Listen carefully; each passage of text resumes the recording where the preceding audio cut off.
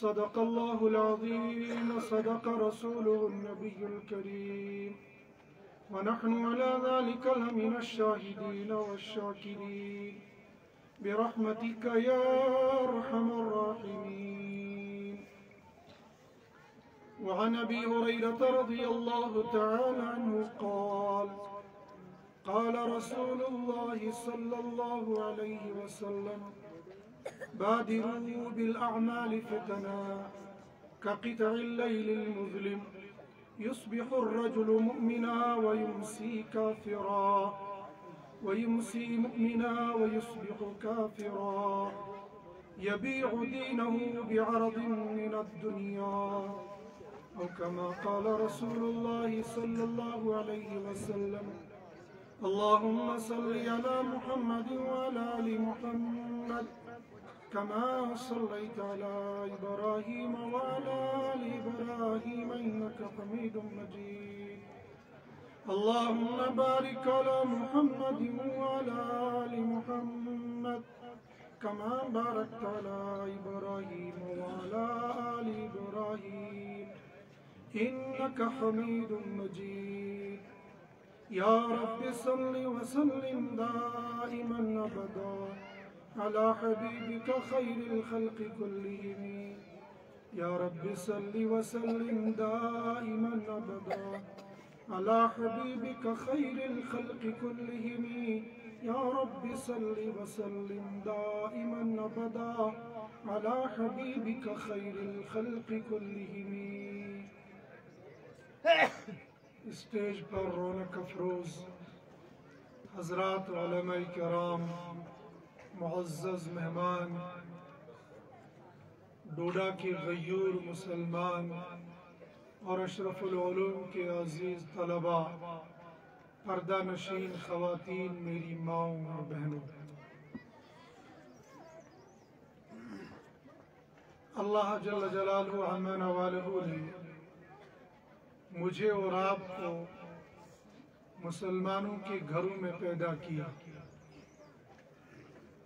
مسلمان جب مسلمان کہلاتا ہے تو اس کے ساتھ دو چیزیں بنیادی ہوتی ہیں. ایک ہوتا ہے عقیدہ، دوسرے ہوتے ہیں اعمال. عقیدہ وہ بنیادی بات ہے، وہ بنیادی چیز ہے جس پر مرنے کے بعد اس انسان کے جنت یا دوزخ کا فیصلہ ہو جائے گا. اگر اس انسان نے ایمان قبول کیا ہے اور اپنے آپ کو مسلمان کہتا ہے تو مسلمان کہنے کے لیے عقیدہ شرط ہے. اگر عقیدے میں سچائی، صدق اور پختگی ہوگی تو رب فرمائے گا اصحاب الیمین ما اصحاب الیمین. اور اگر یہ نام کا مسلمان ہوگا، راشن کارڈ کا مسلمان ہوگا تو اس سے کہا جائے گا اصحاب الشمال ما اصحاب الشمال. گویا بنیادی طور پر مرنے کے بعد دو راستے بنا دیے جائیں گے، ایک ایمان والوں کا، دوسرا بے ایمانوں کا. ایمان جس کو ہم عقیدہ کہیں گے، جس کو اسلام کی بنیاد کہیں گے، بنیادی طور پر بندہ اشہد ان لا الہ الا اللہ واشہد ان محمدا عبدہ ورسولہ، زبان سے اس کا اقرار کرے گا، دل سے اس کو سچا مان لے گا، یہ انسان مسلمان کہلائے گا. ماضی ہو، حال ہو، مستقبل ہو، جب بھی کوئی انسان اس کلمہ شہادت کے بول کو بولے گا اس کو دنیا کا انسان مسلمان کہے گا. یہ ایک اعلان ہے، اس اعلان کے چند جزیات ہیں. ان جزیات کو بھی ایمان کے عقیدے میں شامل کیا گیا ہے، جس کو پرانے زمانے کے اندر تمام گھر کے افراد، گاؤں کے بڑے اور بوڑھے پیدا ہونے والے ہر بچے اور بچی کو یاد کرایا کرتے تھے، وہ تھے آمنت باللہ ملائکتی وکتبی ورسلی والیوم الآخر والقدر خیرہ وشرہ من اللہ تعالی والبعث بعد الموت۔ ایمان والا وہ ہوگا جو زبان سے یہ کہے گا آمنت باللہ، ایمان لایا میں اللہ پر، وملائکتہ، اور اس کے ملائکہ پر۔ ملائکہ فرشتوں کو کہا جاتا ہے۔ 4 فرشتے مشہور ہیں، حضرت جبرائیل، حضرت میکائیل، حضرت اسرافیل، حضرت عزرائیل۔ یہ 4 فرشتے مشہور ہیں اور ان 4 فرشتوں کے کام بھی متعین ہیں۔ حضرت جبریل علیہ السلام پیدائش سے لے کر حضرت نبی کریم صلی اللہ علیہ وسلم تک ان کا کام تھا۔ حضرت نبی کریم صلی اللہ علیہ وسلم کے دنیا میں پردہ فرمانی کے بعد حضرت جبریل علیہ السلام کی ڈیوٹی ختم ہو گئی۔ ذات باقی ہے، کام ختم ہو گیا، ڈیوٹی ختم ہو گئی۔ اصل کام حضرت جبریل کو دیا گیا تھا اللہ کے پیغام کو اللہ کے پیغمبر تک لانا، یعنی وحی لے کر اللہ کے رسول کے پاس آ جانا۔ چونکہ حضرت نبی کریم صلی اللہ علیہ وسلم آخری نبی تھے، آپ کے بعد کوئی پیغمبر رسول نہیں آئے گا، لہذا حضرت جبریل علیہ السلام کا کام مکمل ہو گیا۔ حضرت میکائیل جن کا کام چل رہا ہے اور جن کا کام باقی ہے، ان کا کام ہے جب جب اللہ کے بندوں کو پانی کی ضرورت ہوگی اور آسمان پر اللہ کا حکم ہوگا، حضرت میکائیل علیہ السلام پانی برسائیں گے۔ حضرت اسرافیل علیہ السلام جو اپنی ڈیوٹی پر تو مامور ہے لیکن اپنے حکم کو اپنی پورا کرنے میں ابھی وقت نہیں آیا ہے، وہ ہاتھ میں سور لے کر بیٹھے ہوئے ہیں۔ وَنُفِخَ فِي الصُّورِ، جب وہ وقت آ جائے گا حضرت اسرافیل علیہ السلام کو حکم ہوگا تم اپنی ڈیوٹی کو انجام دو، تم اللہ کے حکم کو پورا کر لو۔ پھر ہوگا اِذَا وَقَعَتِ الْوَاقِعَةُ، جب وہ واقع ہونے والی واقع ہو جائے گی، جس کے بارے میں کفار مکہ کہتے تھے لَيْسَ لِوَقَعَتِ الْكَاذِبَةِ، یہ جو تم کہتے ہو واقع ہونے والی واقع ہو جائے گی، قیامت برپا ہو جائے گی، ایسا کچھ نہیں ہوگا۔ اللہ نے فرمایا نہیں، الحاقۃ ما الحاقۃ وما ادراک ما الحاقۃ القارعۃ ما القارعۃ وما ادراک ما القارعۃ یوم یکون الناس کالجبال المنفوش، جب تم دیکھو گے یہ پہاڑ ریزہ ریزہ ہو کر زمین پر گریں گے۔ اذا زلزلت الارض زلزالها واخرجت الارض اثقالها وقال الانسان ما لها، یہ انسان کی کیا ہو گیا؟ قالوا یا ویلنا من بعثنا من مرقدنا، یہ کیا ہو گیا؟ یہ کس نے اٹھایا ہمیں قبروں سے؟ اللہ فرمائیں گے هذا ما وعد الرحمن، یہ وہ بات ہے جس کو تم کہتے تھے اذا متنا وكنا ترابا، کیا جب مر جائیں گے مٹی ہو جائیں گے، انا لمبعوثون، ہاں اب آباؤنا الاولون قل ان الاولین والآخرین، تم یہ کہتے تھے مر جائیں گے مٹی ہو جائیں گے، یہ هذا ما وعد الرحمن وصدق المرسلون، نبیوں نے تب کہا تھا، آج یہ وعدہ مکمل ہو گیا۔ حضرت اسرافیل علیہ السلام سے کہا جائے گا سور پھونک دو گے، سور پھونک دو۔ یا ایھا الناس، اے لوگو کیا خیال ہے تمہارا؟ جب وہ وقت آ جائے گا، جب وہ زلزال آ جائے گا، جب آسمان لرز جائے گا، زمین پھٹ جائے گی، اور جس پیٹ کے بچے ہوں گے، جس ماں کے پیٹ میں بچے ہوں گے، وہ اپنے بچوں کو بھول جائے گی، جو اپنے بچوں کو دودھ پلاتی تھی وہ دودھ پلانا بھول جائے گی۔ ایک وہ وحشت والا زمانہ آئے گا، اس کی ڈیوٹی لگا دی حضرت اسرافیل علیہ السلام کو۔ ان کا وقت ہوگا جب یک لخت ساری دنیا کو ختم کرنا ہوگا۔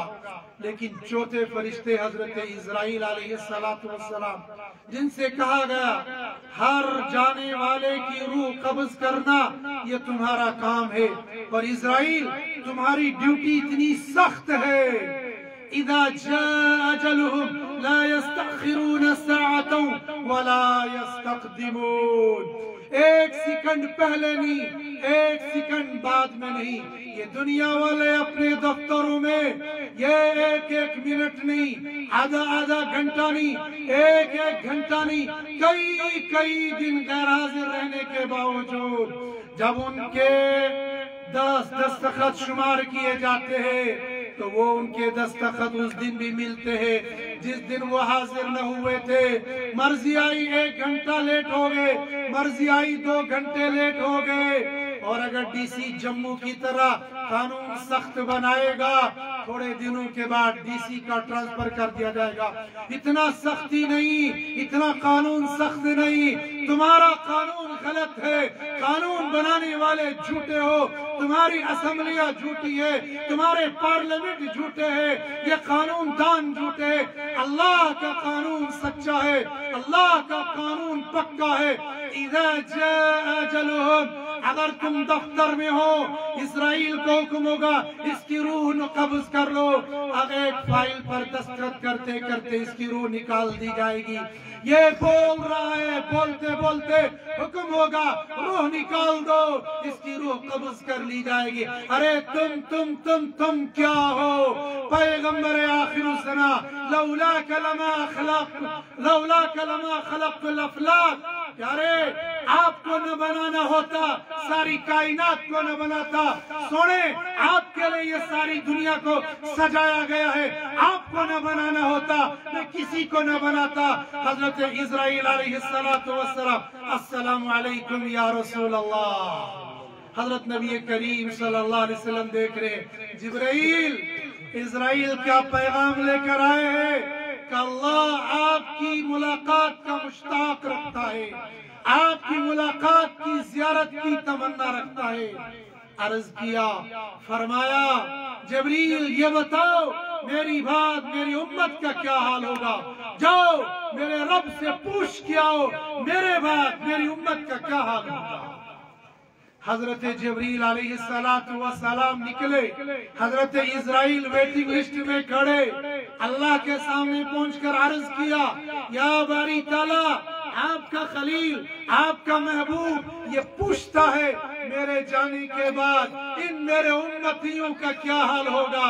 میرا اللہ یہ کہہ رہا ہے جاؤ جاؤ جاؤ میرے خلیل سے کہہ دو، میرے محبوب سے کہہ دو آپ کے جانے کے بعد میں آپ کی امت کو لاوارث نہیں رکھوں گا، میں آپ کی امت کو بے یار و مددگار نہیں چھوڑوں گا، آپ کی امت میں سے ایسے لوگ کھڑے کروں گا جن کے بارے میں آپ نے کہا ہے العلماء ورثۃ الانبیاء، میں نے اعلان کیا ہے انما یخشی اللہ من عبادہ العلماء، آپ کی امت میں سے ایسے لوگ ہوں گے جو مجھ سے ڈرنے والے ہوں گے، آپ کے دین کے محافظ ہوں گے، آپ کے قرآن کے محافظ ہوں گے، آپ کی شریعت کے محافظ ہوں گے، آپ کے قدموں کے محافظ ہوں گے، آپ کے بول کے محافظ ہوں گے، آپ کی چال کے محافظ ہوں گے، آپ کی رفتار کے محافظ ہوں گے، آپ کی گفتار کے محافظ ہوں گے۔ شمائل ترمذی نے یہ ثابت کر دیا میرے حبیب نے اگر کرتا پہنا ہے کرتے کی لمبائی کتنی تھی، شمائل ترمذی نے یہ ثابت کر دیا اگر میرے حبیب نے یہ پائچے پہنے ہیں ان میں بٹن تھے یا نہیں تھے، شمائل ترمذی نے یہ بتا دیا گریبان میں اگر بٹن تھے تو کتنے تھے، شمائل ترمذی نے یہ بتا دیا میرے حبیب کی داڑھی مبارک میں سفید بال کتنے ہوئے تھے، شمائل ترمذی نے یہ بتا دیا میرے حبیب کے سر مبارک پر کتنے بال سفید ہو گئے تھے، شمائل ترمذی نے یہ بتا دیا میرے حبیب کے چلنے کی چال کیا تھی۔ حبیب میرے محبوب آپ کو گھبرانے کی ضرورت نہیں ہے، آپ کی رفتار کو محفوظ رکھوں گا، آپ کی کی گفتار کو محفوظ رکھوں گا، آپ پر نازل ہونے والے قرآن کے الفاظ ہی نہیں معنی کو محفوظ رکھوں گا، تراجم کو محفوظ رکھوں گا، ایک ایک آیت سے ہزاروں اور سینکڑوں مسائل کا استنباط کرنے والے امام ابو حنیفہ کو پیدا کروں گا، ان احادیث سے ہزاروں اور لاکھوں مسائل کے استنباط کرنے والے امام شافعی کو پیدا کروں گا، امام احمد بن حنبل کو پیدا کروں گا اور امام مالک کو پیدا کروں گا۔ میرے حبیب آپ کو گھبرانے کی ضرورت نہیں ہے۔ حضرت جبریل علیہ السلام نے واپس آ کر اللہ کا یہ پیغام سنا دیا، فرمایا اسرائیل اب تم کو اجازت ہے میری روح قبض کر سکتے ہو۔ حضرت اسرائیل علیہ السلام تشریف لائے، روح قبض کرنے لگے۔ محبوب کے امتیوں، ہم عید کے دن نعرہ لگاتے ہیں، ہم غلام ہم غلام، ہم محمد کے غلام۔ او غلامان محمد، او عاشقان محمد، کیا تمہیں اپنے حبیب کے ساتھ یہی محبت ہے؟ آپ کا رسول، آپ کا پیغمبر، میرا رسول فرش پر تھا، کہہ رہا تھا امتی امتی، عرش پر گیا کہہ رہا امتی امتی، التحیات للہ والصلوات والطیبات، السلام علیکہ ایہا النبی ورحمت اللہ وبرکاتہ، رحمت للعالمین کہتے، السلام علینا وعلی عباد اللہ الصالحین۔ جب نبی فرش پر تھا کہہ رہا تھا یا رب امتی یا رب امتی، جب عرش پر گیا یا رب امتی، میرے اللہ آپ نے کہا، آپ کا سلام آیا، السلام علیکہ ایہا النبی، اے نبی آپ کو سلام ہو۔ لیکن میں عرض کرتا ہوں اے باری تعالیٰ، تنہا میں نہیں ہوں، تنہا میں اکیلا نہیں، میرے ساتھ میرا جمع غفیر ہے، میرے ساتھ میری امت ہے۔ السلام علینا، مجھ پر سلامتی ہو، میرے خاندان پر سلامتی ہو، میرے صحابہ پر سلامتی ہو، وعلی عباد اللہ الصالحین۔ میرے اللہ قیامت تک جو آپ کے محبوب بندے آئیں گے، جو میرے امتی آئیں گے، السلام علینا وعلی عباد اللہ الصالحین۔ باری تعالیٰ تنہا سلامتی مجھ پر نہیں، میرے امتیوں پر سلامتی ہو۔ شیخ عبدالحق محدث دہلوی رحمت اللہ علیہ رحمت واسعہ نے سیرت کی کتاب لکھی، اس کے نام ہے مدارج النبوہ۔ اس کی دوسری جلد میں جہاں پر وفات النبی کا تذکرہ ہے، سارے تذکرے کو بیان کر کے شیخ عبدالحق محدث دہلوی رحمت اللہ علیہ فرماتے ہیں، جب حبیب کو قبر اطہر کے اندر اتارا جانے لگا، ایک آدمی جو آخر پر حضرت فضیل رضی اللہ تعالیٰ عنہ قبر سے نکل رہے تھے، آپ کے لب مبارک حرکت کر رہے تھے، فرماتے میں نے کان لگایا، میرا حبیب کیا کہہ رہا ہے، میرے کانوں نے سنا، میرے دل نے گواہی دی، میرا حبیب کہہ رہا تھا یا رب امتی یا رب امتی۔ آج امت کا کیا حال ہے؟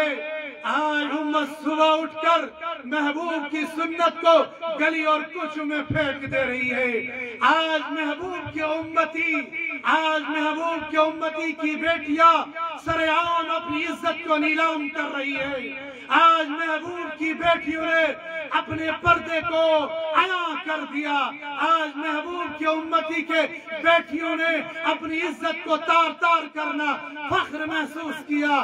ایک طرف سے اعلان کرتے ہو ہم غلام ہم غلام، ہم محمد کے غلام، دوسری طرف سے اپنے حبیب کی عزت کا تار تار کر لیتے ہو، اپنے حبیب کی سنتوں کو سر عام بیچ دیتے ہو۔ کیا یہی نبی کے ساتھ محبت کی علامت ہے؟ کیا یہی نبی کے ساتھ عشق کی علامت ہے؟ نہ، میرے حبیب کا عالم صرف یہاں نہیں رکا۔ جب میدان محشر برپا ہوگا، جب یوم یفر المرء من اخیہ وامہ وابیہ وصاحبتہ وبنیہ لکل امرئ منہم یومئذ شأن یغنیہ۔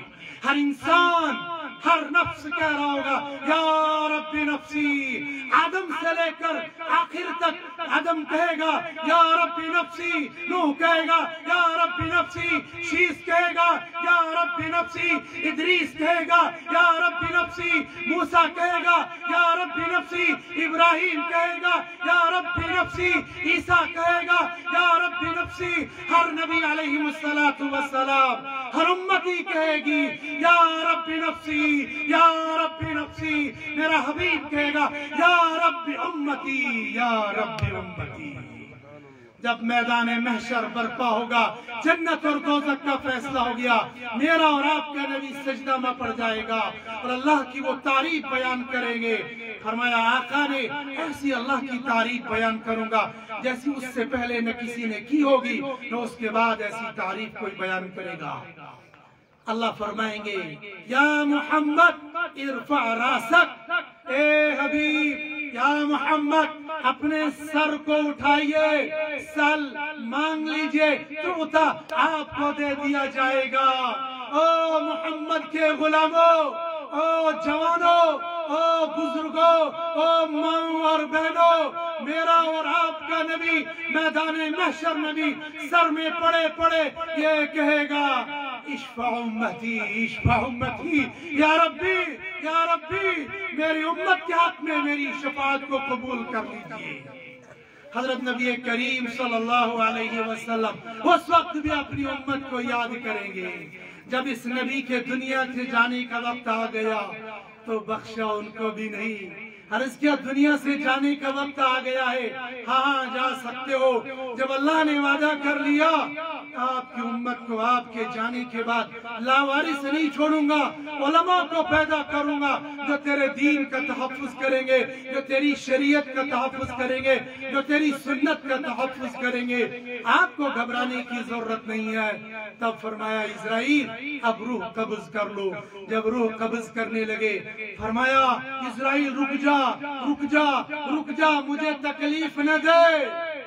فرمایا حضرت اسرائیل علیہ السلام یا رسول اللہ صلی اللہ علیہ وسلم میری کیا مجال ہے میں آپ کو تکلیف دوں؟ عرض کیا اسرائیل جب مجھے تکلیف ہو رہی ہے میرے گنہگار امتیوں کا کیا حال ہوگا؟ آجا آجا آجا، قیامت تک میرے جس گنہگار امتی کو جو تکلیف دینی ہوگی وہ ساری تکلیف آج مجھے دے، مگر میرے کسی محبوب امتی کو تکلیف نہ دینا۔ شان مصطفیٰ زندہ باد۔ حضرت نبی کریم صلی اللہ علیہ وسلم کے یہ بول سن کر حضرت اسرائیل علیہ السلام نے فرمایا یا رسول اللہ صلی اللہ علیہ وسلم میں تو آپ کی روح ایسے قبض کر رہا ہوں جیسے تیل میں سے آٹے میں سے بال کو نکالا جا رہا ہے۔ فرمایا جب یہ تکلیف مجھے ہو رہی ہے میرے گنہگار امتیوں کی روح تو کیسے قبض کرتا ہوگا؟ امی عائشہ رضی اللہ تعالیٰ عنہ فرماتی ہے مجھے دن کے زندگی میں دو، ایک خوشی ہو گئی ایک غم ہو گیا۔ خوشی وہ ہو گئی جس کا بدل کوئی نہیں، غم ایسا پیش آیا جس کا بدل کوئی نہیں۔ کیا غم یہ ہوا میری گود میں سر مبارک رکھ کر سرکار دو جہاں محمد عربی صلی اللہ علیہ وسلم ہمیشہ کے لیے مجھ سے جدا ہوگی۔ غم مجھے یہ ملا اور خوشی مجھے یہ ملی، آخری وقت میں آخری سانسوں میں آپ کے لعاب کے ساتھ میرا لعاب مل گیا۔ امی عائشہ رضی اللہ تعالیٰ عنہ کے گود مبارک میں آپ کا سر مبارک تھا، باہر سے عبد الرحمن بن ابی بکر رضی اللہ تعالیٰ عنہ یعنی امی عائشہ رضی اللہ تعالیٰ عنہ کے بھائی تشریف لائے، ان کے ہاتھ میں مسواک تھی۔ حضرت نبی کریم صلی اللہ علیہ وسلم بول نہیں سکتی تھی، بار بار عبد الرحمن کے منہ کی طرف دیکھ رہے تھے، مسواک کا معائنہ کر رہے تھے۔ امی نے پوچھا یا رسول اللہ صلی اللہ علیہ وسلم کیا آپ مسواک کرنا چاہتے ہیں؟ سر ہلا کر فرمایا ہاں۔ عبد الرحمن بن ابی بکر سے کہا مسواک دو، آپ کے منہ میں دیا۔ آپ کو کمزوری اتنی زیادہ تھی آپ چبا نہ سکتے تھے۔ امی نے عرض کیا میں چبا کر دوں؟ فرمایا ہاں تم چبا کر دے دو۔ امی عائشہ نے چبایا، امی عائشہ کے لعاب یہ تھوک اس مسواک کے ساتھ لگا ہوا تھا، آپ نے اس مسواک کو دھویا نہیں، ان لعابوں کے ساتھ اپنے دندان مبارک میں لگایا۔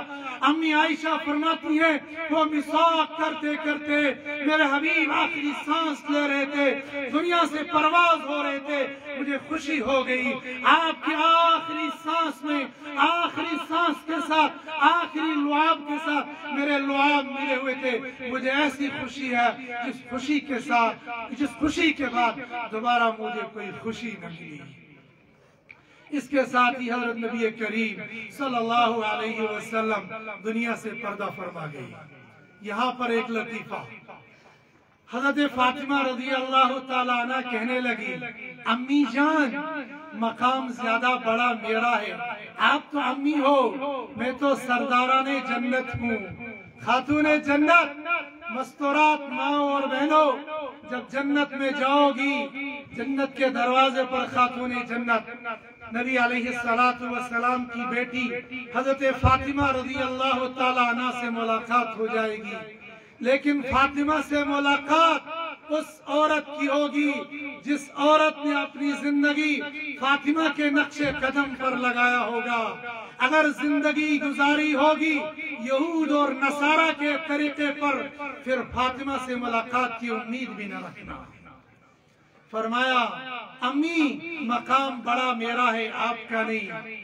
امی عائشہ رضی اللہ تعالیٰ عنہ نے فرمایا، ہاں ہاں بیٹی جانتی ہوں، آپ محبوب کبریا امام الانبیاء محمد الرسول اللہ صلی اللہ علیہ وسلم کی بیٹی ہو، خاتون جنت کی سردار ہو، لیکن بیٹی آپ کو بتاؤں، میں خود سے نہیں کہہ رہی ہوں، آپ کے ابا حضور سے میں نے یہ سنا ہے، کل قیامت کے دن جو مرد جنتی ہوگا، دنیا میں جس عورت کے ساتھ اس کا نکاح ہوگا، اگر وہ عورت بھی جنتی ہوگی تو وہ عورت اس مرد کے ساتھ جنت میں جائے گی۔ مجھے امید ہے تم بھی جنت میں جاؤ گی، میں بھی جنت میں جاؤں گی، لیکن جس وقت تم جنت میں جاؤ گی تمہارے ہاتھ میں علی کا ہاتھ ہوگا اور میرے ہاتھ میں محمد رسول اللہ کا ہاتھ ہوگا۔ جواب بھی دے دیا، دل بھی نہیں توڑا۔ میں شورن پر پھٹ کر کے جواب دوں، چاہے دل ٹوٹے یا باقی رہ جائے۔ ایمان والے کا دل توڑنا 70 مرتبہ خانہ کعبہ گرانے سے زیادہ برا ہے۔ لیکن کیسے دل توڑا جائے گا؟ اگر کسی کو دین کی بات سنتے ہوئے بری لگ رہی ہے اور وہ یہ کہے گا، میں داڑھی منڈا ہو کر مولانا صاحب مجھے کہہ رہے ہیں کیا ٹیبل لمبا ہوں چھپ پکن، یہ تو میرا دل توڑ رہا ہے۔ نہیں، اس کو دل توڑنا نہیں کہتے ہیں۔ ہمارے یہاں کا میرا دوست جماعت میں گیا، پہلی مرتبہ جماعت میں جا رہا تھا، جموں میں پہنچا تو وہاں کالج کے کچھ دوست ملے تو انہوں نے کہا چلو فلم دیکھ کے آتے ہیں۔ یہ بہت پرانی بات ہے، 10-12 سال پہلے کی بات ہے۔ تو جب وہ وہاں گئے، مظفر نگر میں ان کی جماعت تھی، تو ہم تو بے تکلف اسکول کے ساتھی تھے، کہنے لگے بعض آز گھر پڑھن جب مجھ میں فلم تھی، یہ کیا کرسو جماعت سے تندرامت کم سے کم یہ خیال تھا، تو بولو تو ہی چھوڑن کسی مسلمان کا دل نہیں توڑنا چاہیے۔ تو اس نے کہا چلو فلم دیکھے، میں نے سوچا نہیں جاؤں گا، اس کا دل ٹوٹ جائے گا، لہذا میں نے اس کا دل رکھنے کے لیے فلم نہیں دیکھی۔ تو دل توڑنا اور دل رکھنا یہ الگ الگ ہے، یہ دونوں لائنیں الگ ہے۔ میں نے کہا اصحاب الیمین ما اصحاب الیمین، اصحاب الشمال ما اصحاب الشمال، دونوں راستے الگ الگ ہیں۔ حضرت نبی کریم صلی اللہ علیہ وسلم کے پاس یہ 4 فرشتوں میں سے آخری فرشتہ حضرت اسرائیل علیہ السلام آ کر روح پرواز کر کے دنیا سے چلے گئے۔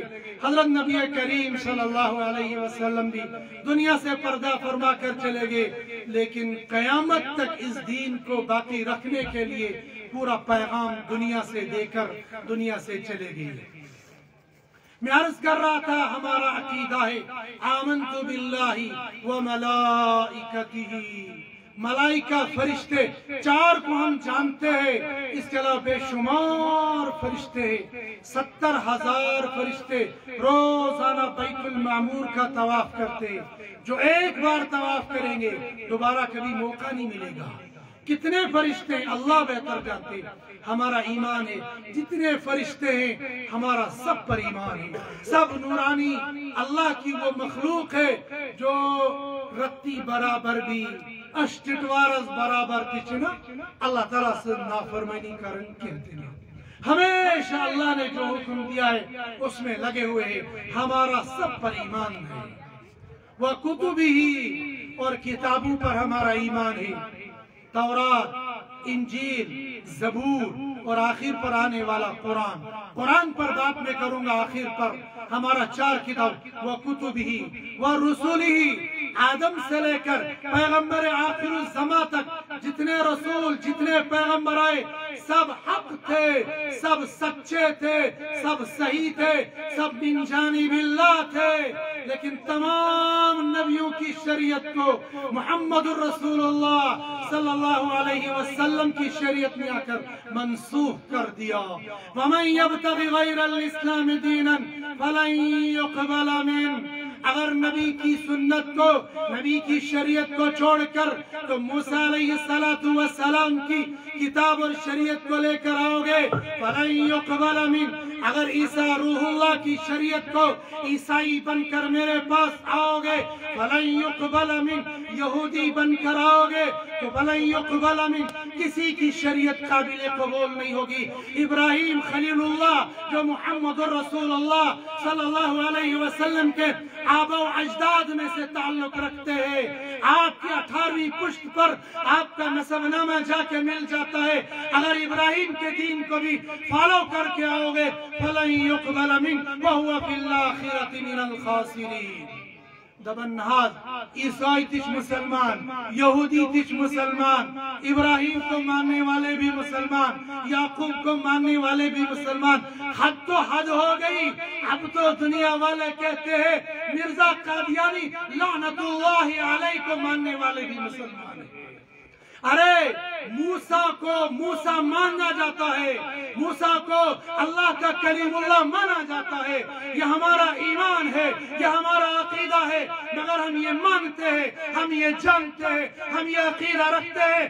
آج کی تاریخ میں، آج کی ڈیٹ میں اگر کوئی آدمی یہ کہے گا میں موسیٰ کی شریعت پر عمل کرتے ہوئے جنت کے راستے پر جائے گا، ہم یہ اعلان کریں گے آج کی تاریخ میں جو محمد رسول اللہ صلی اللہ علیہ وسلم کو چھوڑ کر موسیٰ کلیم اللہ کو اپنا رہبر، اپنا آئیڈل اور اپنا نمونہ بنائے گا، سیدھا جہنم میں جائے گا۔ آج کی تاریخ میں اگر کوئی محمد رسول اللہ کو چھوڑ کر عیسیٰ روح اللہ کی شریعت کو فالو کرتے ہوئے اپنے آپ کو جنتی ہونے کا دعویٰ کرے گا، ہم اعلان کرتے ہیں ایسا آدمی جنتی نہیں، ایسا آدمی دوزخ میں جائے گا۔ آج کی تاریخ میں اگر کوئی آدمی یہ اعلان کرے گا میں ابراہیم خلیل اللہ کی شریعت کو فالو کرتے ہوئے، ابراہیم خلیل اللہ کی شریعت کو مانتے ہوئے جنت میں جاؤں گا، آج کی تاریخ میں آج کا مسلمان، آج کا قرآن خوان، آج کا محدث، آج کا فقیہ، آج کا امام، آج کا مفتی یہ اعلان کرے گا، یہ فتویٰ صادر کرے گا، یہ آدمی سیدھا جہنم میں جائے گا۔ کیا خیال ہے آج کی تاریخ میں موسیٰ کو اپنا آئیڈیل ماننے والا دوزخ میں جائے گا، آج کی تاریخ میں عیسیٰ روح اللہ کو اپنا آئیڈیل ماننے والا دوزخ میں جائے گا، آج کی تاریخ میں ابراہیم خلیل اللہ کو اپنا رسول، اپنا پیغمبر، اپنا آئیڈیل ماننے والا دوزخ میں جائے گا۔ کیا خیال ہے ان مرزائیوں کا، کیا خیال ہے ان قادیانیوں کا جو آج کی تاریخ میں کہتے ہیں مرزا غلام احمد قادیانی، اس کے اوپر کروڑوں لعنتیں ہو، اس آدمی کو یہ کہا جائے گا یہ پیغمبر ہے، یہ رسول ہے، یہ مجدد ہے۔ ارے ارے ارے ارے مرزا قادیانی کائنات کا وہ بدترین انسان تھا، کائنات کا وہ خبیث ترین انسان تھا، کائنات کا وہ لعنتی انسان تھا۔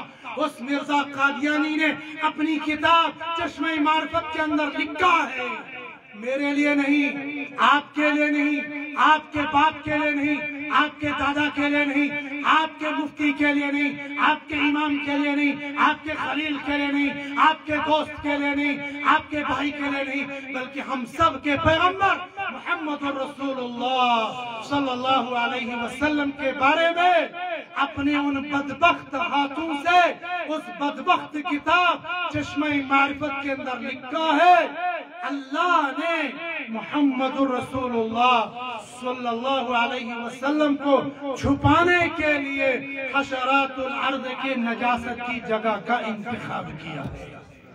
استغفر اللہ تعالی، استغفر اللہ تو پڑھو۔ شاید مرزا قادیانی بدبخت کے تحریرات عقائد سے آپ لوگ واقف نہیں ہو، کیا کہا گیا؟ دبن تقریر کا زبردست ونن کیا دبن تشو نے یاد رکھو ونن کیا، تقریریں سنتے ہو اپنے عقیدے کو درست کرو، اگر عقیدے کی خرابی کے ساتھ کروڑوں نمازیں پڑھ کر چلے گئے، ساری زندگی روزے رکھ کر چلے گئے، ساری زندگی تہجد پڑھ کر چلے گئے، ساری زندگی خیرات کرتے چلے گئے، سیدھا جہنم کے دروازے پر جہنمی دروگہ استقبال کرے گا۔ عقیدے کے بغیر جنت اور دوزخ کا فیصلہ نہیں ہو سکتا۔ عقیدہ درست ہوگا، جنت میں جایا جائے گا۔ عقیدے میں خرابی ہوگی، نماز کام نہیں دے گی۔ عقیدہ درست نہیں ہوگا، اعمال کام نہیں آئیں گے۔ عقیدہ درست ہوگا، ٹوٹے پھوٹے اعمال بھی جنت میں لے جائیں گے۔ مرزا قادیانی بدبخت اپنی کتاب کے اندر لکھتا ہے، اللہ رب العزت نے محمد رسول اللہ صلی اللہ علیہ وسلم کو چھپانے کے لیے، چھپانے سے مراد جانتے ہو؟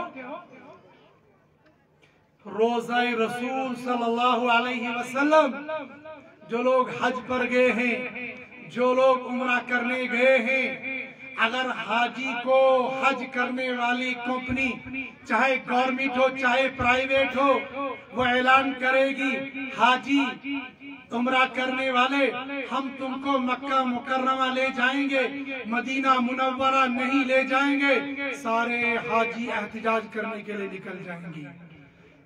کمپنی کا آفیسر اعلان کرے گا، او ڈوڈا والو دیہاتیوں، تمہیں کیا معلوم ہے؟ تمہیں نہیں معلوم مکہ میں ایک نماز کا ثواب 1,00,000 نمازوں کا ثواب ملتا ہے، مدینہ میں تو آدھا ملے گا، لہذا جو 8 دن تم نے مدینہ میں گزارنے وہ مکہ میں گزار لو، ڈبل ملے گا، ڈبل ملے گا، ایک کے بدلے میں 1,00,000، وہاں تو ایک کے بدلے میں 50,000۔